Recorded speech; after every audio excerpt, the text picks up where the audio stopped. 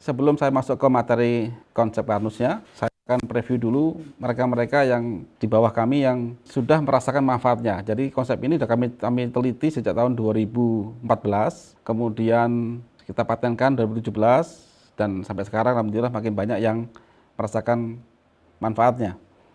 Kita mulai dari kanker mata stadium 4, adik Mutiara Sari, yang tahun 2015 adik ini kena sakit retinoblastoma.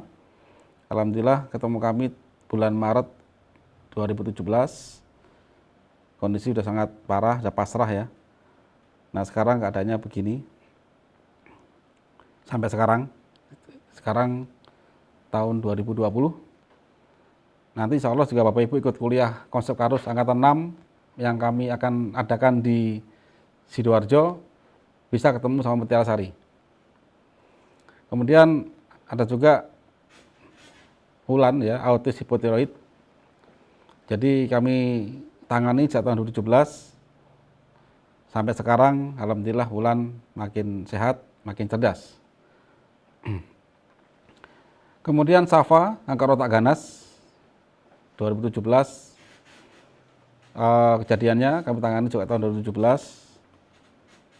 Dan sekarang ini Safa sudah makin sehat, yang dulu sempat buta matanya dan lain-lain, sepertiga masa otaknya adalah cancer, dan sekarang Safa sudah normal, sudah bisa melihat lagi, dan makin sehat. Nanti pun karena ini adalah mereka-mereka yang kami tangani di bawah official, kami rekod terus ke keadaan pasien ini, maka nanti pada waktu Bapak Ibu kuliah angkatan 6 ikut di acara kami, insya Allah ketemu sama mereka-mereka. Nah ini baru kejadian kemarin, saya salah satu pendekar, Pak Medi, ngirimin saya kasus ya, Ibu Endang dari Adipala. Beliau ini sempat menerapkan konsep Karnus, teman nggak tuntas, terus berhenti ya. Kemudian tanggal 19 April 2020 kok tinggi 372, terus ada luka ya, nggak sembuh-sembuh. Terus kemudian sekarang tanggal 26 April kondisinya sudah turun ke 185, dan lukanya sudah ada respon membaik. Nah ini bukti bahwa di konsep Karnus ini ada suatu metode ya, atau metode mempelajari bagaimana manusia ini kita pahami sehingga kita bisa tahu bagaimana cara pengobatannya. Oke, sekarang kita masuk ke penyakit degeneratif. Jadi bagi Bapak Ibu yang sering ketemu kami, sering ketemu saya atau ikut beberapa kali seminar dengan saya, pasti saya sampaikan tentang penyakit degeneratif ini. Namun mungkin bagi peserta yang lain belum sempat menerima hal ini, maka ini saya ulang lagi. Karena konsep Karnus adalah dasar dari semua apa yang kita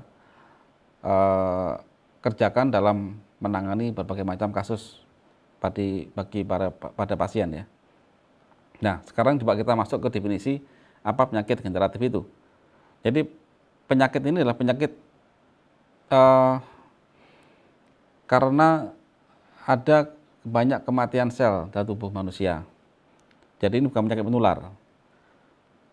Ada stroke, sakit ginjal, cancer, dan diabetes. Dan semua ini makin hari, makin tahun, makin meningkat.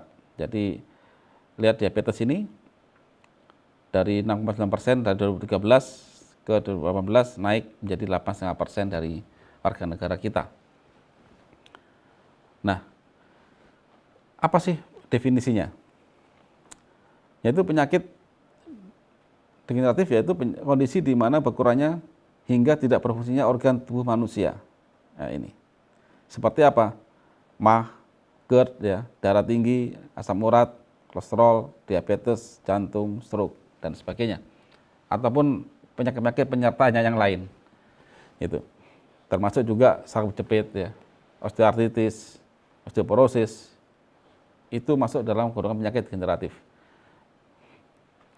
Sayang sekali, sampai saat ini mayoritas stigma dan pemahaman masyarakat itu bahwa penyakit ini tidak ada obatnya. Jadi faktanya penyakit ini memang dari berbagai pihak menyatakan bahwa penyakit ini nggak ada obatnya. Atau bahkan sebagian besar mengatakan juga keturunan juga.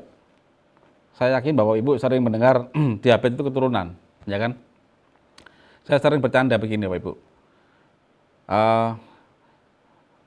Bapak atau Ibu sakit diabetes, kemudian berobat. Waktu berobat, Bapak Ibu ditanya, begitu divonis diabetes akan ada pertanyaan begini. Ini hal yang mayoritas terjadi. Bapak Anda sakit diabetes enggak? Gitu. Tidak. Ibu Anda sakit diabetes enggak? Tidak, Dok.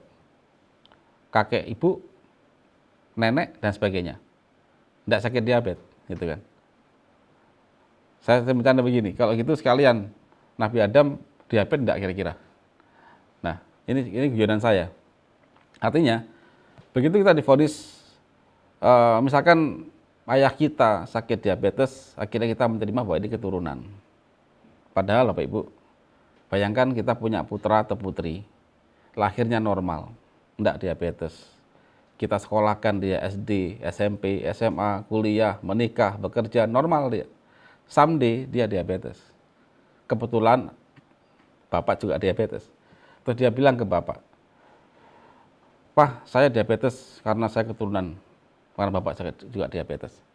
Kalau saya jadi orang tua si anak tadi, saya bilang, "Kamu sejak kecil Bapak sekolahkan, butuh uang banyak, sakit Bapak obatin, kamu nggak diabetes. Begitu kamu bekerja, punya anak dan sebagainya, kamu diabetes, bilang gara-gara Bapak." Gitu. Ini guyonan saya. Ya. Nah, yang saat ini dilakukan oleh hampir semua pengobatan, baik itu di kalangan mungkin ya rumah sakit, puskesmas ya, atau kedokteran, atau bahkan juga herbal, yang dikonsenkan itu bukan secara keseluruhan, tapi di-maintain katanya. Di-maintain. Tapi kalau di-maintain, mestinya kan tidak naik pangkat diabetes itu. Awalnya obat, kok mayoritas dia suntik insulin. Kan begitu. Kalau misalnya di-maintain atau dirawat, tidak mungkin dia naik pangkat. Nah, artinya sampai sekarang penyakit ini nggak ada obatnya. Yang diterima oleh pasien itu, ingat, yang diterima oleh pasien itu, yang dirawat, yang dilakukan pengobatan pada pasien itu, mayoritas hanyalah pengobatan simptomatik. Artinya begitu gula darah naik, diturunkan.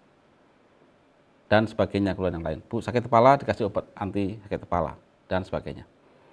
Nah, contoh ya, pada pasien diabetes. Diberi obat gula darah, tanpa memperbaiki tolak pankreas. Kemudian pada pasien hipertensi, darah tinggi, diberi obat penurun detak jantung, pengencer darah, tanpa mengobati penyebabnya. Kenapa kok terjadi hipertensi? Nah itu loh. Akhirnya apa? Pasien-pasien darah tinggi ini, someday, mayoritas itu akan menemui minimal stroke, sampai serangan jantung, dan bahkan dia ke diabetes, dan lain-lain. Nah, padahal hipertensi itu ada something di dalam pembuluh darah di mana plak itu gagal di metabolit. Kalau gitu apa sih plak itu? Nah, nanti kita bahas ya. Kita bahas nanti.